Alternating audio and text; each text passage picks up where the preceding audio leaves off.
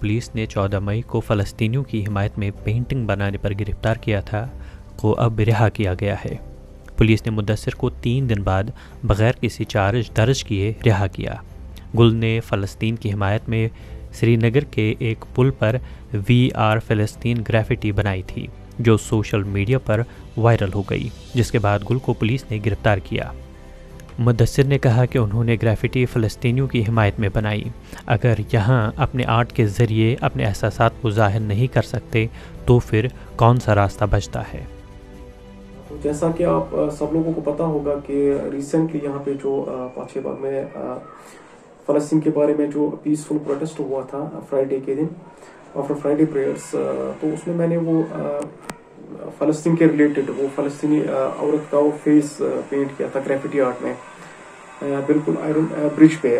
تو اس دوران جب وہ یہ پروٹیسٹ چل رہا تھا، پروٹیسٹ کے دوران ہی پولیس کو کسی نے انفارم کیا، تو اچانک وہاں پہ پولیس آ گئی، تو انفارچونیٹلی میں وہاں پہ مجھے اریسٹ کیا گیا، تو اس کے بعد مجھے تھانے پہنچا دیا گیا۔ تو پھر میں تھانے میں 3 دن لاک اپ میں رہا۔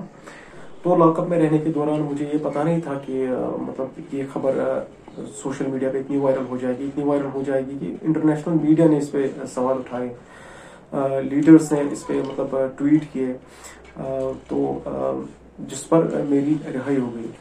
اور خاص کر میں انٹرنیشنل میڈیا اور فری لانس فوٹو جرنلسٹس کا بہت بہت شکریہ ادا کرتا ہوں کہ انہوں نے پورے تعاون کے ساتھ ہماری مدد کی۔ اور آخر میں مجھے یہ کہنا ہے کہ میرا سوال یہ ہے کہ اگر ان چیزوں پر بھی پابندی لگائی جائے، لائک گریفٹی آرٹ جو میں نے کیا، تو پھر کون سا راستہ بچ جاتا ہے کہ جس کے تھرو ہم اپنی فیلنگز کو ایکسپریس کر سکیں۔ واضح رہے دنیا بھر میں اسرائیل کے ذریعے فلسطینیوں پر کیے جا رہے مظالم کے خلاف مذمت کی جا رہی ہے، وہی کشمیر میں بھی فلسطینیوں کی حمایت میں سوشل میڈیا پر مہم چلائی جا رہی ہے۔